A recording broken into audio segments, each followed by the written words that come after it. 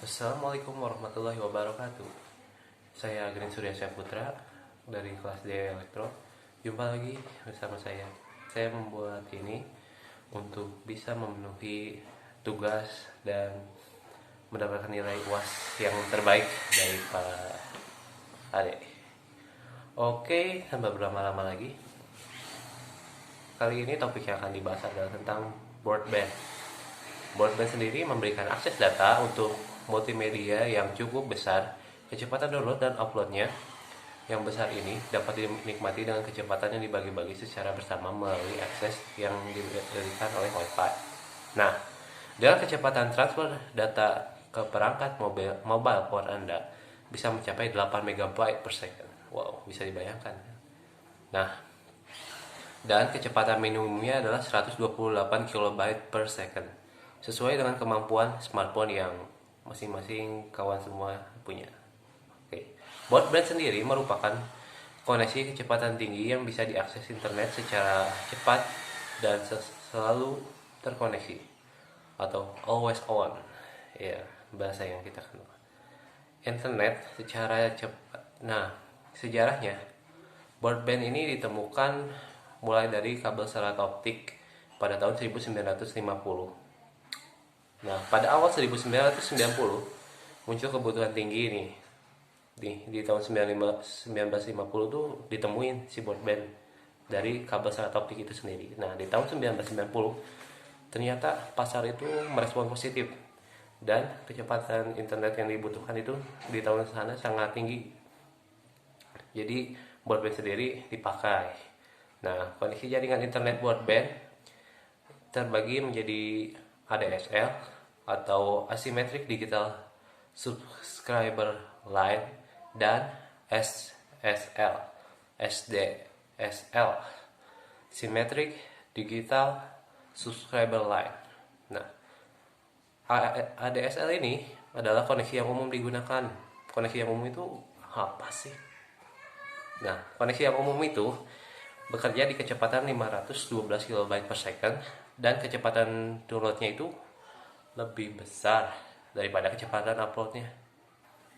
Tidak tergantung dengan HP-nya, tapi ADSL memang seperti itu, kecepatan download itu lebih tinggi daripada kecepatan upload. Nah, sementara si SDSL ini sendiri memiliki perbedaan yang signifikan di antara kecepatan download dan uploadnya itu bisa jadi setara di SDSL. Oke? Nah, biayanya juga lebih mahal ternyata SDSL ini daripada ADSL. Walaupun kecepatan download dan uploadnya itu setara, tapi biaya ya, tapi ya kita tahu lah ya, ada harga ada barang.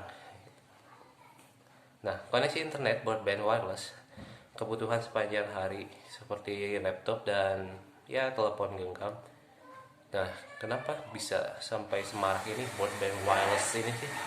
Apa yang menyebabkan broadband wireless menjadi semarak ini? Karena ya kebutuhan gawai telepon kita seperti HP dan laptop itu kan sangat dibutuhkan ya. Nah, jadi si HP dan laptop itu di kisaran 128 KB per second dan sampai dengan 2 MB per second. Nah, oke, diingat karena kecepatannya seperti itu. Nah, koneksi kabel internet broadband yang bisa kita kenal koneksi kabel itu kayak TV kabel. Nah, TV kabel itu sendiri memiliki kecepatan kisaran dari 2 MB per second sampai dengan 8 MB per second. Nah, dan ada lagi nih koneksi internet broadband satelit. Nah, koneksi internet broadband satelit membutuhkan parabola dan perangkat yang keras sebagai pendukung sinyal lainnya. Kecepatan yang ditawarkan untuk download adalah 2 MB per second. Nah, tapi uploadnya cuma 1 MB per second. Nah, oke, penjelasan dari broadband sampai di situ dulu, dan kita masuk kepada subbab selanjutnya. Nah, materi yang saya ambil dari subbab yang kali ini kan tadi broadband adalah jadi si utamanya di broadband. Nah, sub material atau yang materi yang menarik menurut saya adalah WiMAX. Nah, WiMAX sendiri adalah singkatan dari World Wide Interoperability for Microwave Access atau teknologi akses nirkabel pita lebar, bisa disebut juga dengan Bandwidth Worldwide Access. Nah, kecepatan akses yang tinggi dan jangkauan yang luas merupakan, jadi si WiMAX ini karena kecepatannya tinggi dan luas, dan si WiMAX sendiri ini adalah evolusi dari BWA yang tadi saya jelaskan, Bandwidth Worldwide Access. Nah, tentunya kalau berevolusi ya fitur-fiturnya jadi lebih menarik. Nah, oleh karena itu WiMAX ini mempunyai standar yang BWA gunakan juga. Saat ini yang mengeluarkan standarnya itu adalah IAAA atau International to Electronical and Electrical Engineering. Nah, dan di jaringan seluler sendiri mengalirkan data yang overlay dengan jaringan suara. Jaringan selulernya itu datanya overlay dengan jaringan suara seperti GPRS, RG, WCDMA, dan HSDPA. Nah, perbandingan perkembangan teknologi wireless itu sendiri. Nah, WiMAX bisa dikatakan sebagai sebuah tanda sertifikasi untuk produk-produk yang lulus tes dan cocok sesuai dengan standar IEEE 802.16. Nah, spektrum frekuensi yang ditawarkan sistem wireless ini, karena memang si WiMAX ini membutuhkan spektrum frekuensi yang sangat, ya bisa dikatakan lumayan lah ya. Nah, sistem wireless yang mengenal dua jenis band frekuensi, yaitu jadi si frekuensi yang karena diperlukan sangat lumayan, nah mereka mengambil sistem wireless. Nah, sistem wireless ini sendiri mengenal dua jenis band frekuensi, yaitu licensed band dan unlicensed band. Nah, license membutuhkan lisensi atau otoritas dari regulatornya, karena itu tadi licensed band. Jadi apa sih hak yang diberikan dari license band ini sendiri? Nah, dia tuh memberikan hak eksklusif untuk menyelenggarakan layanan dalam suatu area tertentu. Nah, sementara unlicensed tidak membutuhkan lisensi. Jadi si unlicensed ini memungkinkan untuk semua penggunanya, setiap orang menggunakan frekuensi secara bebas di semua area. Jadi tidak terpaku pada satu area seperti yang dilakukan dari licensed band. Unlicensed band ini mencakup seluruh area. Nah, WiMAX Forum menetapkan dua band frekuensi utama, yaitu band 3,5 GHz dan 5,8 GHz. Sementara Mobile WiMAX ditetapkan 4 frekuensi band, yaitu 2,3 GHz, 2,5 GHz, 3,3 GHz, dan 3,5 GHz. Nah, perlu diketahui elemen perangkat atau sistem pendukungnya itu secara umum terdiri dari BS di pusat dan CPE dari pelanggannya. BS itu apa sih? Jadi BS itu adalah base station. Nah, base station itu merupakan perangkat transmitter dan receiver dipasang di satu lokasi.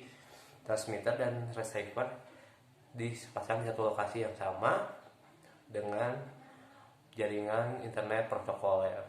Nah, dari BS disambungkan. Jadi prosesnya itu dari BS nih disambungkan ke CPE sebagai media interface dan mendapatkan gelombang radio atau RF yang mengikuti standar si radio frekuensinya. Nah, komponen dari BS itu sendiri memiliki beberapa komponen yang diantaranya adalah NPU adalah Networking Processing and Unit up sampai 6/1. Nah, ada lagi AU Access Unit Card up sampai 6.6/1 juga. Langsung PU Power Interface Unit itu up sampai 1+1 Langsung ada AVU Air Ventilation Unit Dan terakhir ada power supply unit, up sampai 3/1. Oke. Nah, subscriber atau CPE, sipil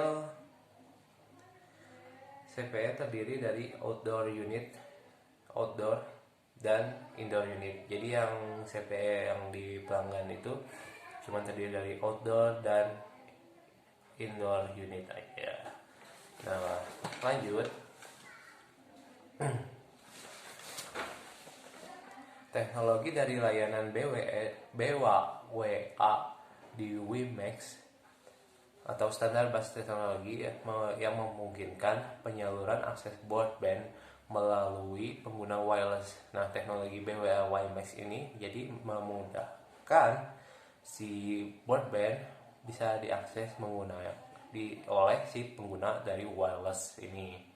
Sebagai komplement wireless layanan yang diberikan point to multipoint. Nah, komponen yang diberikan itu ada yang point to multipoint atau point to multiple point. Jadi kecepatannya dan bisa mencapai 10 MB per second di kecepatannya ini per user, jadi per penggunanya, yang baik yang point to point atau point to multipoint, jadi ya sama gitu. Kecepatannya bisa sampai 10 MB per second. Wow, lumayan. Nah, dari pembangunan jaringan lokal area network, WiMAX itu bisa memudahkan si operator telekomunikasi mendapatkan koneksi internet yang cukup baik.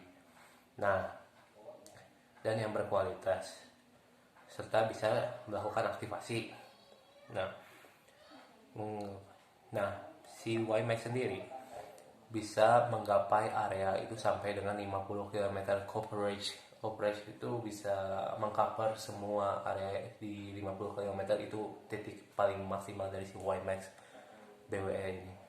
Nah, serta transfer yang tinggi dalam jarak yang jauh itu juga merupakan keunggulan dari si WiMAX ini. Nah, oke, videonya sampai di sini dulu. Terima kasih atas perhatiannya.